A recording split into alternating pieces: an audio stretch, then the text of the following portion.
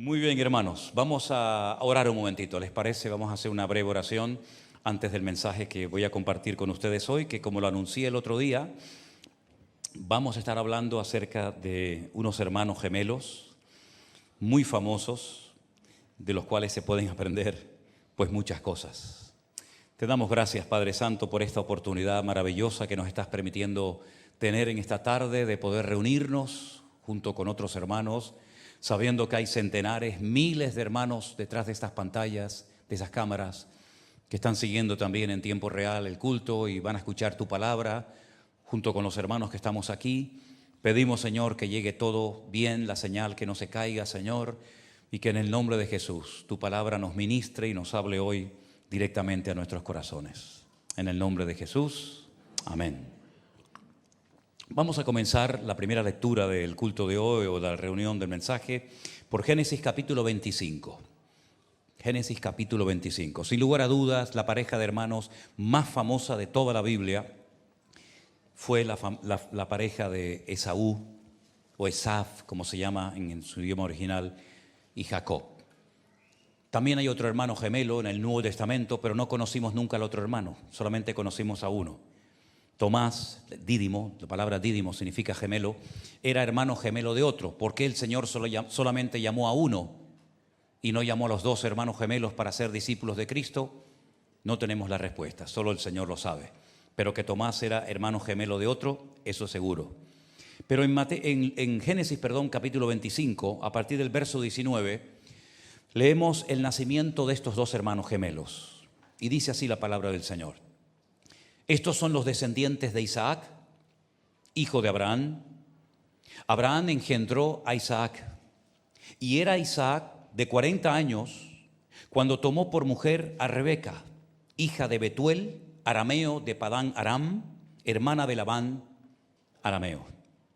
Y oró Isaac al Señor por su mujer, que era estéril, y lo aceptó el Señor y concibió Rebeca su mujer. Y los hijos luchaban dentro de ella y dijo, si es así, ¿para qué vivo yo? Y fue a consultar al Señor. Y le respondió el Señor diciéndole, dos naciones hay en tu seno, dos pueblos serán divididos desde tus entrañas. Un pueblo será más fuerte que el otro, y el mayor servirá al menor. Cuando se cumplieron sus días para dar a luz, he aquí había gemelos en su vientre. Y salió el primero rubio y era todo velludo como una pelliza. Y llamaron su nombre Esaú. Después salió su hermano trabada su mano al calcañar de Esaú. Y fue llamado su nombre Jacob. Y era Isaac de edad de 60 años cuando ella los dio a luz. La verdad que la vida de todos estos personajes, Abraham, Isaac, Jacob, Esaú, la verdad que es para hacer muchas películas y escribir muchos libros y novelas, porque cada uno de ellos nos enseñan cosas realmente extraordinarias, algunas buenas, otras malas, ejemplos a imitar, ejemplos a no imitar. Lo que me llama la atención es que a la edad de 39 años fue cuando Isaac fue llevado al monte Moriah para ser sacrificado por su padre Abraham sobre un altar. Al año siguiente, él se casa con una tal Rebeca, y dice la palabra de Dios que al poco tiempo se da cuenta de que su esposa es estéril. Y si os habéis dado cuenta, lo hemos leído esta tarde, cuando él se casa con Rebeca, dice que tenía 40 años, y oró por ella, pero cuando nacieron sus hijos, que yo sepa fueron los únicos dos que tuvieron, tenía 60 años. Si cuando tenía 40 años oró porque se dio cuenta de que su mujer tenía un problema, era estéril, y el Señor oyó su oración, ¿por qué hasta los 60 años no nacieron sus hijos?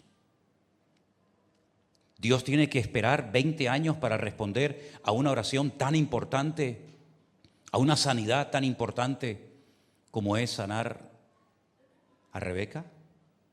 Lo que está bien claro que en esos 20 años el Señor obró tanto en la vida de Rebeca como en la vida de Isaac de una forma tremenda. Rebeca era muchísimo más joven que él, pero independientemente de la edad que pudieran tener, la Biblia nos dice la procedencia de esta mujer.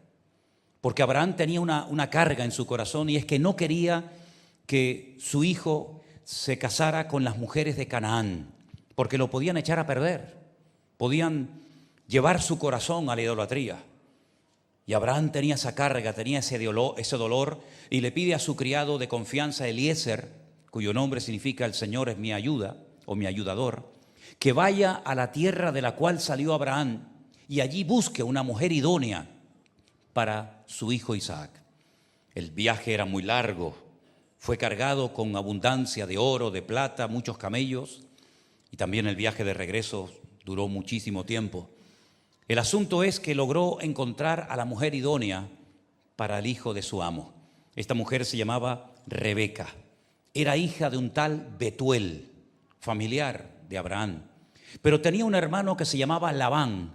Y curiosamente, también en español lo podemos hacer. Si ustedes fijan su mirada en la Biblia, en el verso 20, el nombre Labán, ¿cómo se lee el nombre Labán al revés? ¿Cómo? Nabal. Y hay un versículo en la Biblia que dice, un salmo, dice el Nabal en su corazón, no hay Dios. Dice el necio en su corazón, no hay Dios. Esa es la palabra que más repite Abigail cuando va a interceder por su marido, ¿verdad? Que dice que era un Nabal, era un necio. Labán era todo un tramposo, le complicó la vida a Jacob muchas veces. Pero Jacob finalmente fue prosperado, fue bendecido. Pero volvamos al tiempo del parto, volvamos al tiempo del nacimiento. Su madre lo estaba pasando realmente mal, porque no era normal que estuvieran constantemente esos niños dentro del vientre peleándose, hiriéndose, golpeándose el uno al otro. El embarazo fue muy complicado hasta el punto que ella tiene que ir a consultar al Señor. Y el Señor le responde. Porque cada vez que nos refugiamos en Dios y buscamos palabra, buscamos orientación, el Señor siempre nos va a hablar. Y en esta ocasión le da el Señor una palabra que trajo, digamos, un cierto consuelo, pero al mismo tiempo es una palabra profética porque está dando el destino de lo que van a hacer estos niños. Llegó a decir que el mayor servirá al menor y que ella lo que realmente lleva en su vientre son dos estilos de vida diferentes, opuestos el uno al otro. Eran diferentes por fuera y eran diferentes por dentro. Y cada uno representa a una nación, a un pueblo, que curiosamente dice que uno será más fuerte que el otro. Ahora, si nos fijamos, por ejemplo, en el nombre que le pusieron a estos niños, es muy interesante porque los nombres en el tiempo bíblico no se ponían porque sonaban bonitos, sino que siempre detrás del nombre había un propósito, había una razón de ser. Se oraba muchas veces incluso para que Dios revelara y mostrara el nombre de los hijos. Y al primero le pusieron Esav, ese es el nombre en hebreo, Esav, que viene de Azui, y Azui significa hecho, algo que ha sido hecho. Ya no hay que tocar nada, ya no hay que modificar nada, ya está hecho y así se quedó. Es interesante notar que esta expresión hecho o formado aparece en los primeros capítulos del libro del Génesis. La Biblia dice que la obra de Dios, obra perfecta, obra completa, Él utilizó 3 términos diferentes en hebreo que los vamos a poner en la pantalla. En Génesis capítulo 1 dice que Dios creó, en el principio creó Dios los cielos y la tierra. Y el verbo que aparece ahí es bará. Cada vez que habla de crear, siempre se emplea la palabra o el verbo, el término bará. Cuando se habla de formar, de darle forma a algo que ya ha sido creado o va a ser formado, la palabra cambia y la tienen ahí en la pantalla, es yatzar. Pero hay una palabra muy interesante que es la palabra asá, de donde viene el término hacer, y de ahí viene el nombre de Esaú. Algo que fue hecho, algo que ya está completo, ya no se puede cambiar. Así como lo ves, así será toda su vida. Es interesante que la Biblia destaca que era un niño rubio. Realmente el hebreo no dice que era rubio, dice que era pelirrojo. Era muy velludo, como si fuera una pelliza, como si fuera una auténtica piel de animal. Podríamos decir en cierto sentido que cuando veían a ese niño casi recién nacido, es como si vieran a un hombre en chiquitito. Un hombre totalmente formado, con facciones de hombre, con pelos, con todo de hombre, pero en miniatura. Y es que su aspecto exterior, como un niño que ya está totalmente formado, nos habla acerca de cómo va a ser su carácter. En Esaú ustedes nunca van a ver un cambio.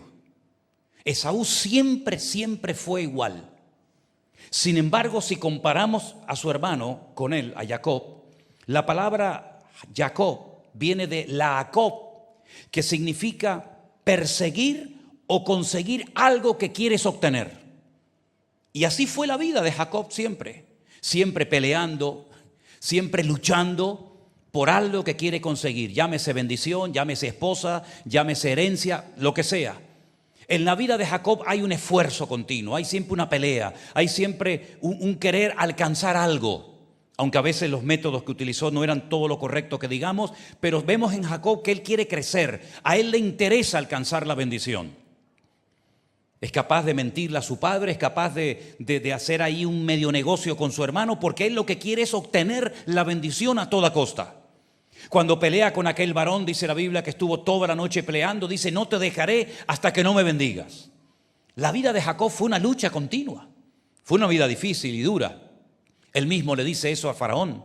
Cuando él logra bajar a Egipto, el Faraón le dice: ¿cuántos años tienes? Y antes de decirle la edad, le dice: tengo pocos y malos. La vida de Jacob fue una lucha desde el vientre de su madre, prácticamente hasta que murió. Se llevó unas desilusiones, se llevó unos palos tremendos, tuvo muchos problemas con algunos de sus hijos. Una hija fue abusada por un tal Siquén, que era el hijo de Hamor, el rey de aquella ciudad. En fin, la vida de Jacob fue una lucha constante y permanente. Pero Jacob cambió. Vemos incluso que cambió por fuera y por dentro. La Biblia dice que aquel varón le descoyuntó la cadera y quedó lisiado, quedó cojo para toda la vida. De ahí la expresión: oh gusano de Jacob. Quedó como arrastrando la pierna. Pero también el Señor le cambió el nombre. Ya nunca más se le conoció como Jacob, el que suplanta, ¿no? El que engancha por el calcañar a su hermano, sino que el Señor le llamó Israel. Y en la palabra Israel, en las primeras letras, está la palabra yashar, es decir, recto. Has caminado tal vez torcido, hay renglones torcidos en tu vida, pero ahora vas a caminar yashar, vas a caminar recto delante de Dios. Sin embargo, Esaú es todo lo contrario. Si ustedes leen todos los pasajes, los capítulos, los versículos que nos hablan, por ejemplo, de Esaú, nunca pronunció el nombre de Dios. Nunca. Jacob lo está mencionando constantemente. Esaú nunca fue un ejemplo para sus hijos. Si yo les preguntara a cualquiera de ustedes en esta tarde, dígame 2 o 3 nombres de hijos famosos que llegaron a ser personas importantes en la historia, descendientes de Esaú, no vais a poder nombrarme ni a uno. Ni a uno. El más famoso, que no era hijo, sino nieto de Esaú, ¿saben quién fue? Amalek. El peor enemigo que jamás ha tenido Israel. El que les atacó por la retaguardia. El que no viene de frente, el que no lo ves venir, sino que ataca a los cansados, ataca a la gente a traición, es traicionero. Ese fue el más famoso de la descendencia de Esaú. Ninguno más. Esaú no era una persona familiar. Después vamos a ver cuando se reencuentran los hermanos después de más de 20 años sin verse, que la Biblia dice que Jacob viene cargado de hijos, trae sus mujeres, trae sus camellos, sus ovejas, sus cabras, su ganado. Es un hombre familiar, es un hombre hogareño. ¿Cómo viene a ese encuentro? ¿Cómo viene a ese acto supuestamente de reconciliación Esaú a visitar a Jacob? Con 400 soldados armados hasta los dientes. No trae mujeres, no trae nietos, no trae animales, no trae hijos. Es que realmente Esaú es un salvaje. La forma de hablar en el hebreo de Esaú es vulgar, habla mal, dice malas palabras. No es una persona familiar, es un salvaje. Es una persona que el peor error que cometió en su vida es que no aceptó los procesos de Dios en su vida. Y esto es tremendamente peligroso cuando nosotros dejamos de crecer o de desarrollarnos como cristianos porque abortamos la obra, el proceso que Dios quiere llevar en nuestras vidas. Esaú nunca quiso cambiar, nunca. Y tuvo la misma oportunidad que su hermano. Pero Esaú fue formado, fue hecho y acabado desde el primer día hasta el último. No hay en él arrepentimiento, no hay en él ningún cambio. Al contrario, con el paso del tiempo su descendencia se convirtió en uno de los peores enemigos del pueblo de Israel. Incluso cuando salen de la esclavitud en Egipto, no los deja pasar por su territorio, se opone a ellos. Hay un detalle muy significativo en la vida de estos hermanos, y es que dice que el padre Isaac amaba a Esaú. Y la madre Rebeca, amaba a su hijo Jacob. Cuando José cuenta aquellos sueños donde dice que él ve al sol, a la luna y a las estrellas postrándose ante él, Jacob, ya siendo adulto, sabe lo que José le está diciendo. Él dice: tú estás diciendo, hijo, que tu padre, el sol, tu madre, que representa a la luna, y las estrellas que representan a tus hermanos, nos vamos a postrar un día delante de ti. ¿Estás diciéndonos eso? Es decir, que el sol siempre representa al padre, la luna a la madre y las estrellas a los hijos. Y dice la Biblia que Isaac amaba a Esaú, porque el sol no se mueve. El sol es estático, siempre está en el mismo sitio. Sin embargo, las fases de la luna, representando a Rebeca, sí cambian. La luna no está siempre igual. A veces está en un cuarto creciente, a veces está llena, a veces no está. Y va cambiando la luna según los días, según las semanas. Y por eso podemos ver que incluso hasta en ese amor, en ese apego que tenía Isaac a su hijo, vemos que no hay cambios en él. La influencia de su padre no sirvió en él para nada. Es más, hay un momento, y leí esta semana este versículo muy interesante, que fíjense cómo era el corazón de Esaú. Capítulo 27, verso 41 dice: aborreció Esaú a Jacob. Lo aborreció por la bendición con la que su padre le había bendecido. Y dijo en su corazón: llegarán los días del luto de mi padre y yo mataré a mi hermano Jacob. ¿Qué les parece? Pero solamente menciona a su padre. ¿Por qué no piensa en el dolor que le puede producir también a la madre si mata a su hermano? ¿Por qué no dice: llegarán los días de luto de mi padre y de mi madre? Y entonces, él a la madre ni la menciona. Prácticamente con su madre no tuvo ninguna relación y no le importaba los sentimientos o cómo le podía sentar que mataran a uno de sus hijos. Solamente le importaba lo que su padre podía sufrir si se enteraba que mataba a su hermano Jacob. Para colmo, sabiendo que esto le va a desagradar a su padre y a su madre, se casa con mujeres cananeas, cosa que no hace Jacob. Jacob se va lejos, a Padán Aram, y allí busca una esposa, ¿verdad? Allí se casa con Lea, se casa con Raquel. Vemos que es un hombre familiar, que ama a sus hijos, que ora por sus hijos, que los bendice. En Esaú nunca ves ni un detalle espiritual, es carne pura desde la A hasta la Z.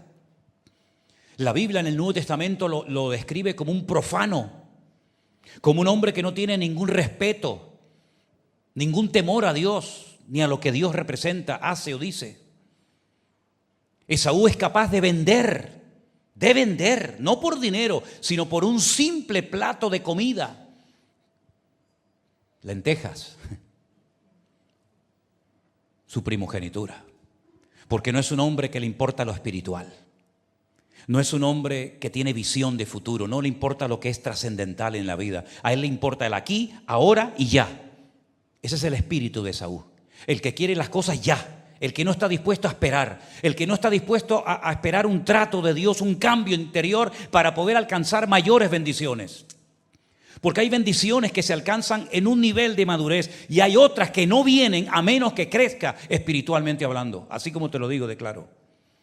Es decir, hay bendiciones que le vienen, por decirlo así, a todo el mundo por igual. Pero hay otras bendiciones que hay que pagar un precio, que hay que crecer, que hay que madurar, que hay que buscarla, que hay que pelearla, si me permiten, para poder alcanzar ciertas y determinadas bendiciones. Y Jacob estuvo dispuesto a pagar el precio, estuvo dispuesto a irse al extranjero, estuvo dispuesto a estar años sin cobrar nada, estuvo dispuesto a ser tratado por Dios, estuvo dispuesto a lo que fuera. Esaú nunca, porque no entró nunca en el proceso de Dios. Por eso dice la Biblia, y no me extraña que lo diga, que a quien Dios amaba era Jacob y aborrecía a Esaú.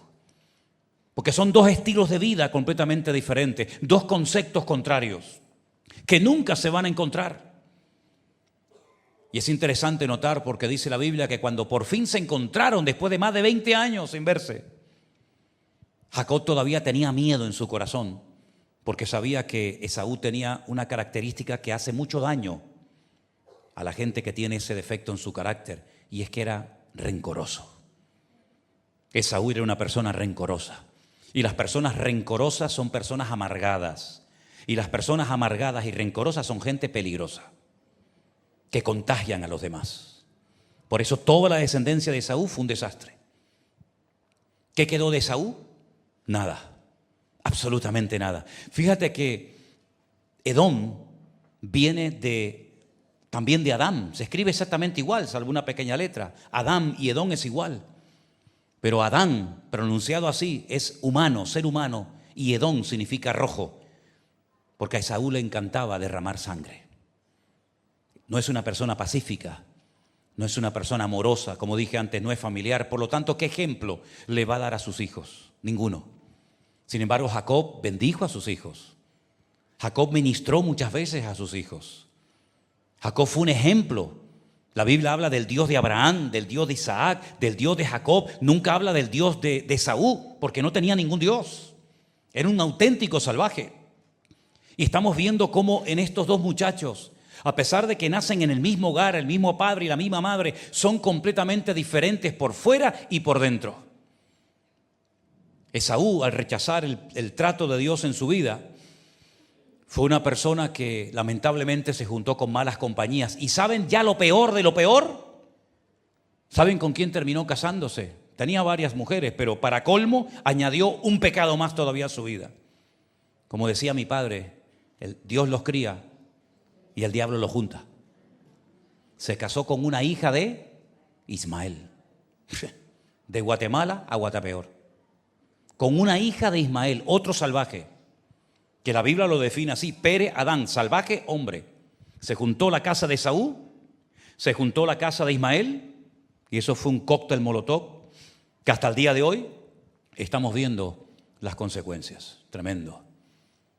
El estilo de vida de Esaú es el que se ha extendido en la sociedad actual, donde la gente quiere todo ahora, rápido, y me enfado si tengo que esperar un ratito por ir a buscar una compra o ir al banco o al supermercado o hacer cualquier otra operación.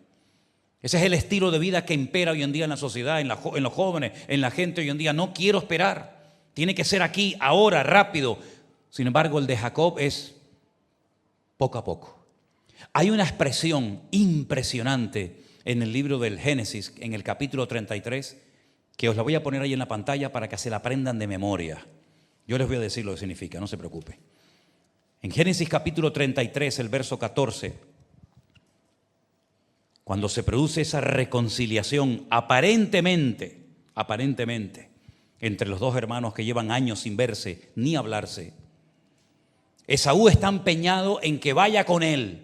Le mete prisa, le dice: no, vente conmigo que yo te ayudo. Y Jacob le dice: mira, yo no puedo ir a tu ritmo, escuchen bien esto, yo no puedo ir a tu paso porque yo tengo mujeres, yo tengo niños, yo tengo animales. Fíjate que se preocupa hasta por los animales. A Esaú le da igual. Dice: si yo voy a tu ritmo, los voy a matar, los voy a agotar y al final voy a perder todo lo que he tardado más de 20 años en conseguir. Es decir, que por tus prisas, Esaú, estás como estás. Por tus prisas, por tus carreras, por no saber esperar, Te ha pasado todo lo que te ha pasado en la vida y más que te va a pasar. Pero yo no puedo ir a tu ritmo, porque si tú me obligas a vivir un estilo de vida diferente al que yo he querido vivir, yo voy a terminar destruyendo a mi familia. Yo voy a terminar matando a los animales y bajo ningún concepto yo voy a aceptar ir a tu ritmo. Y entonces cuando aparece la frase en el verso 14, Génesis 33, 14, pase ahora mi Señor delante de su siervo y yo iré poco a poco, al paso del ganado que va delante de mí y al paso de los niños hasta que llegue a mi Señor a Seir. Yo iré etnalá leití. Esa es la frase. Yo iré etnalá leití. Yo iré poco a poco, paso a paso, al ritmo que me marca, pues en este caso mi familia y los animales, y no al ritmo que tú me estás imponiendo a mi vida o intentas imponerme. El mundo hoy en día nos dice cómo tenemos que vivir, cómo tenemos que vestirnos, cómo tenemos que actuar. Quieren que entremos en la carrera loca del mundo. Sin embargo, nosotros somos de los que decimos etnalá leití. Yo voy paso a paso porque yo sigo a alguien y ese alguien es mi Señor. Y detrás de mí viene mucha gente que también a mí me están siguiendo porque ven que yo voy al paso que nos indica el Señor. Y quiero que sepas que tú estás siguiendo al Señor. Amén, hermano. Pero detrás de ti hay hijos. Detrás de ti hay nietos. Detrás de ti hay gente que tú has tenido el honor y el privilegio, tal vez, de haberlos llevado, de haberlos conducido hasta los pies de Cristo. Y de alguna manera te están también siguiendo a ti. No dejes que el mundo te diga el ritmo de vida que tienes que llevar. No dejes que el mundo te imponga su ritmo, porque tú vas al paso que te indica el Señor.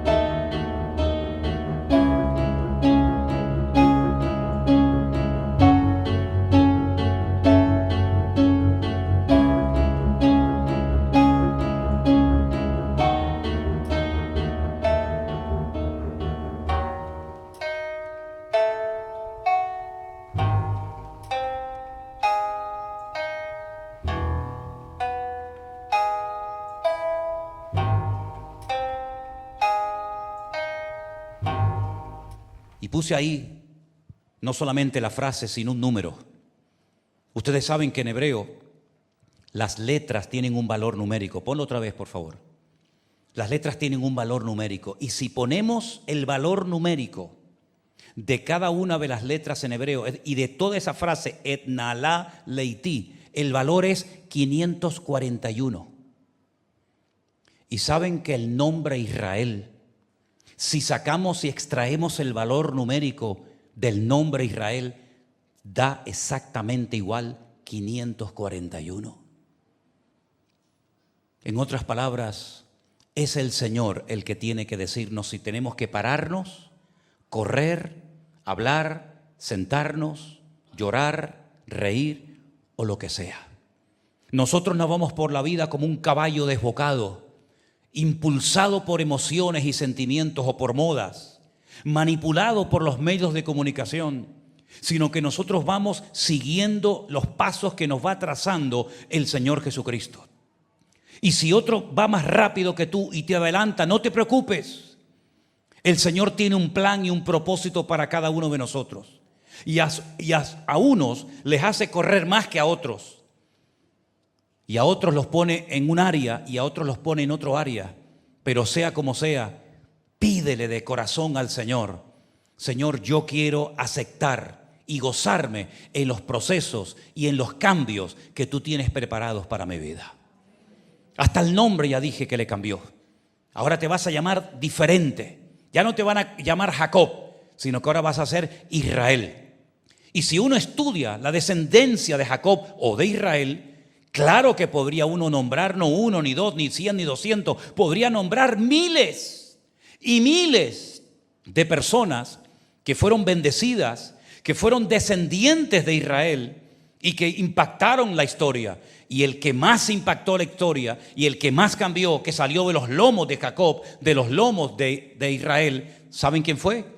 Nuestro amado y querido Salvador, nuestro Señor Jesucristo. Dale un fuerte aplauso a Él en esta noche. A Él, aleluya, exaltamos y glorificamos. Gloria a Dios. Todas las características de Esaú son muy desagradables, hermanos. Era una persona tosca, vulgar, chabacana, mal hablada, siempre rodeado de lo peor, de las peores compañías, pero no para cambiarlas, sino para ser uno más entre ellos. Esaú, como dije antes, no fue un hombre familiar, no fue un buen padre, no fue un buen abuelo. Esaú realmente es un estilo de vida que nos debería de dar, permítame la expresión, asco. Deberíamos de rechazar cualquier actitud de Esaú en nuestras vidas. Esa persona vengativa, rencorosa, amargada, siempre pensando en lo malo, porque no acepta lo que un día Dios dijo, que el mayor serviría al menor. No acepta lo que Dios declaró, no acepta lo que Dios le reveló a su madre cuando estaban peleando los hermanos en el vientre. No acepta que el Señor dijo que un pueblo sería más fuerte que el otro. Pero a pesar de eso, vemos que Jacob le tenía cierto temor. Y entonces para el día del reencuentro, que se tiene que producir ese reencuentro, la Biblia dice que lo que hizo fue irse solo a orar. Cuando tengas miedo, cuando tengas una inseguridad en tu vida tremenda, cuando tengas miedo de perder tal vez los privilegios, los valores, las bendiciones que el Señor te ha dado, no alimentes tu miedo, sino alimenta tu fe orando a solas en la presencia del Señor. Y dice que el Señor le habló, el Señor lo consoló, le vinieron a la mente promesas que el Señor le había dado cuando tuvo que huir para salvar su vida de su hermano. Y entonces dice que orando le vino al corazón hacer algo muy interesante, y es darle a su hermano Esaú un montón de animales como señal de que iba en serio y que quería la paz y reconciliarse con su hermano. Hizo varios campamentos, pero quiero destacar algo en cuanto a esto muy interesante. Si vienen conmigo al capítulo 32 del libro del Génesis, donde ya se está preparando Jacob para el encuentro con su hermano Esaú, Dice que Jacob siguió su camino y le salieron al encuentro ángeles de Dios. Este hombre tuvo varios encuentros con ángeles a lo largo de su vida. Ahora dice que le salen al encuentro ángeles de Dios, pero una noche durmiendo también vio una escalera donde subían y bajaban ángeles de Dios. Y dice que Jacob los vio y dijo: campamento de Dios es este. Y llamó el nombre de aquel lugar Mahanaim. Es interesante notar porque en hebreo campamentos en plural no se dice Mahanaim, sino Mahalot, como dice en el versículo 8. Y dijo: si viene Esaú contra un Mahalot, si viene contra un campamento y lo ataca, el otro campamento escapará. Él lo que está haciendo es destacar que el campamento donde está la gloria, la presencia del Señor en su vida, hay que llamarlo de una forma diferente para destacar que en ese lugar la presencia de Dios es tan poderosa que hasta ángeles de Dios vienen a visitarlo. Y cuando él se está preparando en oración y comienza Esaú a ver que le llega gente con animales y después le llega otro campamento de gente con más animales y otro campamento con más animales, Esaú no da crédito y hay un momento en el que él pregunta: ¿pero qué pretendes con todo esto? ¿Cuál es tu intención con tantos campamentos, con tanta oveja, con tanta cabra, que no vienen todos juntos, sino en varias sesiones? Cada campamento anunciaba que Jacob venía.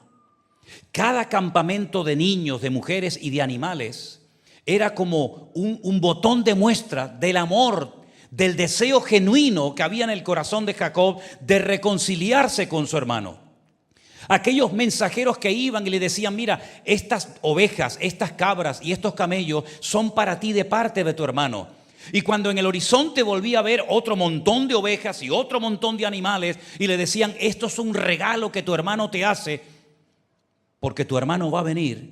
Es interesante notar que a lo largo de nuestra vida, cuando nosotros nos preparamos como iglesia en oración, en comunión con el Señor comienza a mandar sobre nosotros bendiciones. Pero detrás de las bendiciones, el que viene es el que bendice.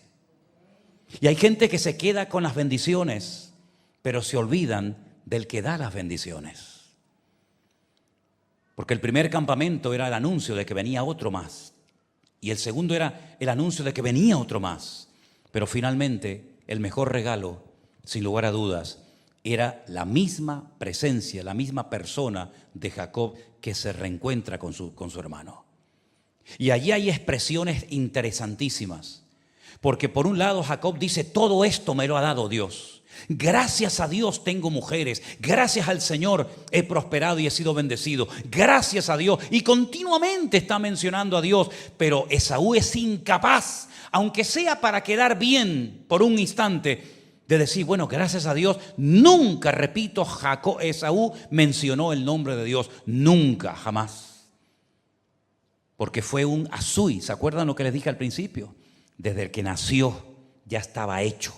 Ya no había cambios en él. Era terminado, un hombre en pequeñito, y vivió toda su vida como nació y murió exactamente igual que cuando era joven. La vida nos cambia a todos, físicamente, espiritualmente, ¿sí o no, hermanos? ¿No has notado cambios en tu vida, sí o no? La vida nos cambia continuamente. Hay experiencias que nos cambian, pero hay cambios que nos transforman en mejores personas, en mejores creyentes, y hay cambios que nos pueden hacer peor persona y peor creyente de lo que somos hoy en día. Esaú podía haber cambiado, claro que sí, por supuesto. Tenía las mismas posibilidades de cambiar y de ser un hombre de Dios como lo fue su hermano, con sus defectos que los tenía, pero no quiso cambiar. Y mi pregunta es: ¿nosotros estamos dispuestos a entrar en los procesos que Dios quiere generar en nuestra vida? ¿Sí o no? ¿Queremos cambiar? Si tu respuesta a la pregunta ¿queremos cambiar? es sí, te felicito. Y tengo la buena nueva, la buena noticia, que si quieres cambiar, Dios te va a ayudar a que puedas cambiar. ¿Quieres cambiar tu impuntualidad, quieres cambiar tu temperamento, quieres cambiar, en fin, cosas que tú sabes que tienen que ser cambiadas. Si tú quieres cambiar y le pides al Señor como Jacob, no te dejaré hasta que me bendiga, Dios te va a cambiar. Pero si tu respuesta es no, no quiero cambiar, así me quedo, te convertirás en un carnal. ¿Y puede haber cristianos carnales? Sí. Pablo le dijo a los Corintios en el capítulo 3, niños en Cristo, carnales, que no os pude dar viandas sólidas, sino leche, porque sois niños, incapaces de recibir cosas profundas. Porque debido a vuestra falta de crecimiento y de desarrollo espiritual, no os pude tratar como adultos, sino como a niños en Cristo. Y por eso se comportan como niños, con celos, con envidias. Yo soy de este, yo soy del otro. Y si os comportáis así, sois carnales y niños en Cristo. Si tu respuesta a la pregunta ¿quieres cambiar? Es no, te convertirás en un cristiano carnal. Y yo añadiría en un mediocre. Y no hay nada peor que un creyente que tiene la posibilidad de llegar a ser una persona usada y bendecida por el Señor, que por no haber querido entrar en el proceso de Dios, por haber rehuido los cambios que el Señor quería producir en tu vida, te conviertas en un calientabanco, en un mediocre toda tu vida. Mediocre en la hora de orar, mediocre en la hora de tocar, mediocre en todo lo que hagas y en todo lo que digas. Y si quieres saber qué nivel de cristiano eres hoy en día, mira la cara de tu hijo, mira a tus hijos, porque ellos son el espejo en el que los padres nos vemos. Así de claro. A veces decimos, no, es que yo cuando tenía tu edad yo no era como tú. Como me decía una vez mi padre, que me estaba echando una bronca, para no variar. Y pasó su madre, mi abuela, y él decía, yo a tu edad no sé qué y no sé cuánto. Y la abuela le dijo, el gallo no se acuerda cuando fue pollo. ¿Qué dices tú a tu edad si tú a tu edad eras peor que él? A veces es bueno que veamos en nuestros hijos cómo son. Si son espirituales como tú o carnales como tú. Si son puntuales como el Padre o son informales como el Padre. A veces es bueno ver a nuestros hijos si leen la Biblia como tú la lees o no la leen como tú tampoco la estás leyendo. En otras palabras, tú te estás reproduciendo en ellos. Pero no solamente se parecen en lo físico, en lo genético, sino también en lo espiritual. También en lo espiritual. Y por eso Esaú, ¿qué fue lo que reprodujo? Gente carnal, sanguinaria, vengativa y rencorosa toda su vida. Hasta el punto que el peor enemigo que jamás ha tenido Israel se llamó Amalek. ¿Y de quién era Amalek? Hijo del hijo de Esaú. Era el nieto de Esaú. Eso fue lo que produjo. Un enemigo terrible, que fue el primer enemigo que se atrevió a pelear contra Dios, contra el trono de Dios. Y el Señor dijo, tendrás guerra de generación en generación contra Amalek, porque es un espíritu, es una actitud. Y el Señor nos permitió publicar un libro que se llama, no me acuerdo ahora el nombre, pero es justamente de la lucha, del espíritu, de la actitud, de demonología creo que se llama, pero realmente el nombre no hace honor al tema, porque es un estudio sobre el personaje de Amalek, que era el nieto de Esaú. Sin embargo, queridos hermanos, ustedes pueden ver, por ejemplo, a Jacob, que es capaz de desprenderse de más de 800 animales, de postrarse 7 veces en tierra, llamando a Adoní, llamando mi Señor a su hermano Esaú, porque siempre quiso la paz, siempre quiso reconciliarse con él. Y parecía que se ablandó el corazón de Esaú.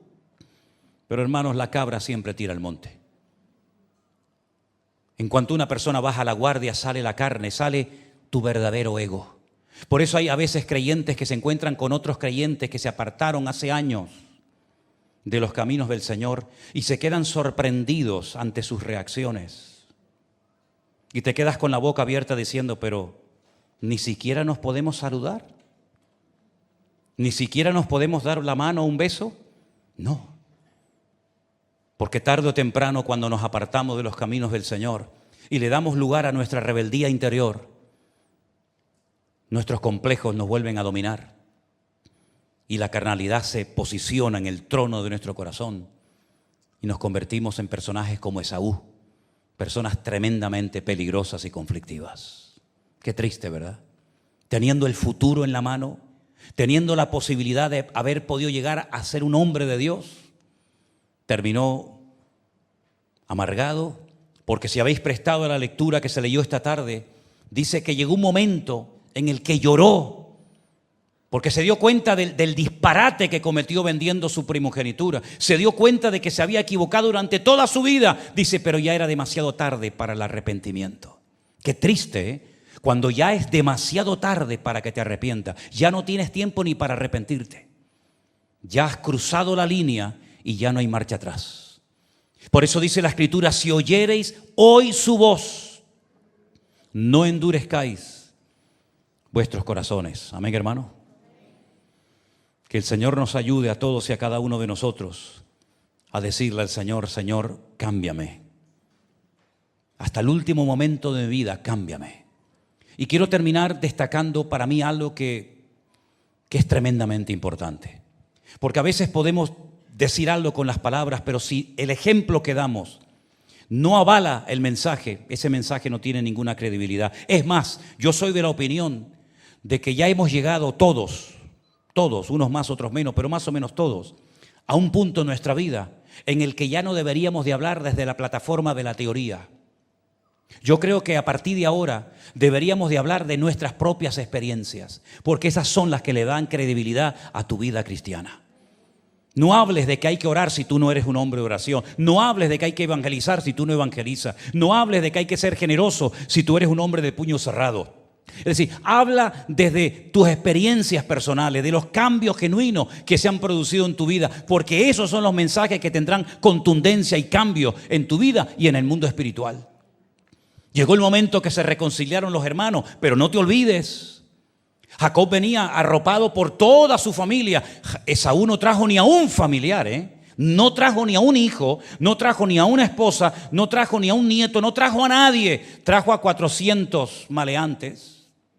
Sí, 400 hombres armados hasta los dientes, como declarándole la guerra a su hermano después de más de 22 años sin vernos. Todavía sigues igual. Después de 22 años, Jacob viene arrastrando la pierna, viene herido, viene magullado por la vida. Viene con un nombre nuevo de Jacob a Israel. Viene con una familia preciosa. Viene con el cuerpo y el alma llena de cicatrices por los cambios que la vida y el Señor ha producido en su vida. Y tú vienes a mí con 400 hombres. ¿Para qué? ¿Qué pretendes? ¿Matar a estos niños inocentes y matar a tu propio hermano? ¿Cuántos cambios se produjeron en Jacob desde que sale de la casa hasta que regresa y se encuentra con su hermano? ¿Y cuántos cambios se produjeron en Saúl? Ni uno. Es más, peor todavía. Y es interesante notar porque allí Jacob le enseñó a sus hijos algo muy bonito. No con palabras, sino con hechos. Cuando dice que los hermanos se abrazan y se besan, le dice a los hijos, vengan, saluden al tío Esaú. Saluden al tío. Y allí viene Raquel, y allí viene Lea, y vienen los hijos, menos Benjamín que no había nacido, no este sino el de la Biblia, y vienen pasando uno detrás de otro, hacen reverencia delante de su tío, le dan un beso, y seguramente esa noche algunos le habrán preguntado, papá, ¿este señor tan peludo quién es? ¿Será el hombre lobo? No, este es tu tío Esaú. Y hoy ha sido un día importante en nuestras vidas, porque hacía más de 20 años que no nos veíamos las caras. Y él una vez quiso matarme. Y seguramente le habrá contado la historia, porque, ¿saben? En aquellos tiempos no había Biblia. Y era todo por tradición oral. Y esto es algo que yo vi en África. Pueblos que no son de libros, pueblos que no son de papel, sino pueblos que se reúnen alrededor de una hoguera, y los viejos, los ancianos, comienzan a contarle las historias a los jóvenes oralmente. Y por eso cuando se muere un anciano, todo el poblado llora, porque se va la historia, se va parte de la historia. Y durante muchos siglos, las historias de la Biblia, del Génesis y muchas otras historias, se transmitían oralmente a los hijos, seguramente alrededor de una fogata, contando, ¿verdad? Y yo peleé con un varón y conocí a esto, y me pasó esto, y me pasó aquello. Y eso se grababa a fuego en el corazón de los hijos. Y uno de aquellos hijos que estaban aquí aquel día allí, que por primera vez vio la cara y besó y saludó a su tío Esaú, cuando se hace hombre, sus propios hermanos lo vendieron como un esclavo para Egipto. Le salió el Esaú. Le salió el Esaú. Porque todos llevamos a un Esaú dentro. Y todos llevamos a un Jacob dentro. Depende de a quién alimentes, prevalecerá uno por encima del otro.